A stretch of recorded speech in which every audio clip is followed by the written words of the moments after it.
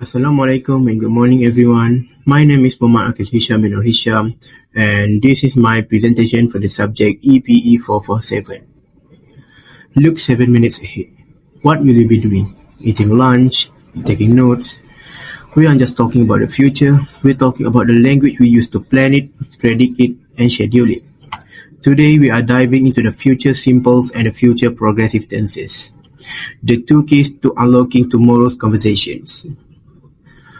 Over the next few minutes, we will quickly cover the rules, the real-world significance, common mistakes, and tips to overcome it. Other than that, we also have some fun facts about the tenses, and we will finish it with a quick quizzes. For the first topic, we will going to learn about the future simple. The future simple is all about expressing action that will happen after the present. Basically, it's an action that happen in the future. For these tenses, we will use modal auxiliary will and semi-modal auxiliary going to. There are only two rules or formula to remember, which are subject plus will plus verb and subject plus be going to plus verb. When should we use subject plus will plus verb? We use it when making spontaneous decisions, making predictions, offers and promises.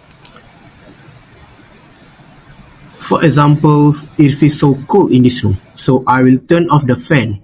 I will turn off the fan is a spontaneous or instant decision that we make just now. Other than that, we use will when making prediction based on our opinion. For example, tonight there's a match between Selangor Red Giant and Monster Vicious, and I think Selangor Red Giant will win. How can I know? It's just my opinion. There's no real evidence based on that. We also use will when making promises. For examples, you forgot your best friend's birthday and you regret it, so you said this to your friend: I will never forget your birthday again. Lastly, we use will when making an offer. For examples, you see your grandma spill some food, so you offer her to help, and you said, I will clean it for you. When do we use subject plus be going to plus verb?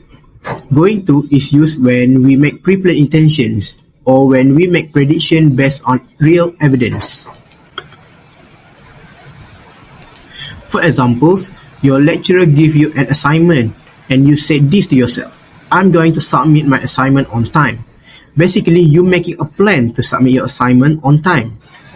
We also use be going to when making a prediction based on real evidence. For examples, you take a stroll at the park and you see all the dark clouds, so you're making a prediction that it's going to rain soon.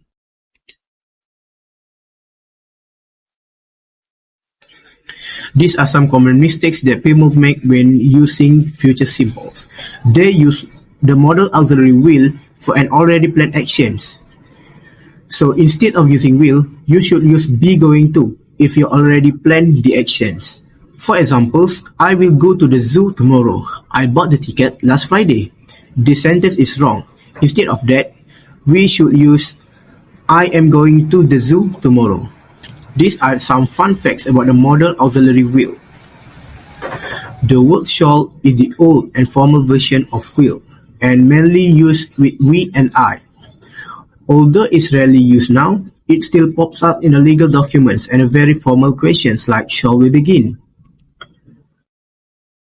Now, we will move on to the future progressive.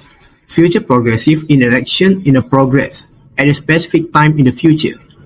The rule of formula are subject plus will plus verb to be plus verb plus ing. These tense often use markers like 5 p.m. this time next week, all day tomorrow, and so on. This tense is crucial for establishing context and showing continuous action. Basically, it helps us manage our expectations. These are some examples that I made to make you understand the future progressive. When someone asks you a question, do you want to play soccer at 6? And you answer, no, can't do. At 6, I will be studying at library. I usually go to the library at 5 to 8 p.m. So for the sentence, The action happened between 5 p.m. to 8 p.m. Basically, it happened at 6.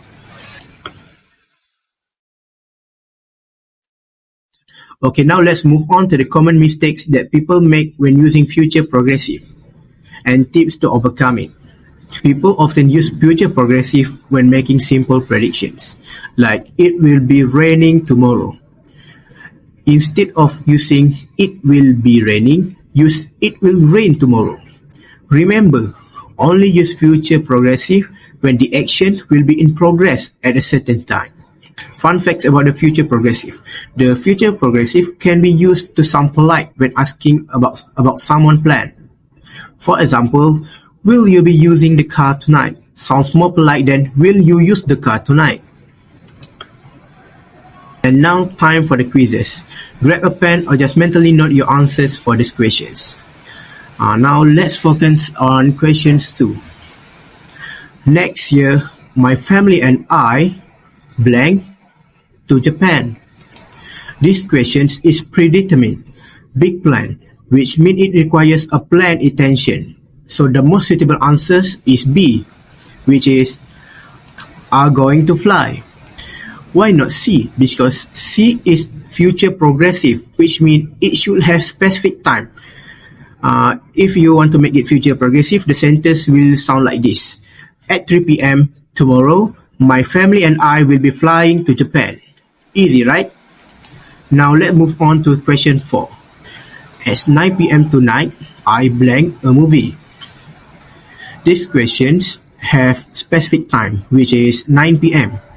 So the most suitable answer will be B, which is will be watching. Why the answer A is wrong? Because will watch show that it's a decision or a plan and does not describe an action happening over that time. Now let's take a look at the answers.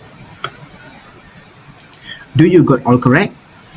It's easy to answer once you know the rules and how the tenses work, am I right? Okay, now that's bring me to the end of my presentation. The slides were based on source listed here, which you can refer to if you like to learn more about the future tenses. Thank you all for listening to my presentations. I would like to express my gratitude to my lecturer, Dr. Shahiza, for her guidance. That's all from me. Thank you and goodbye.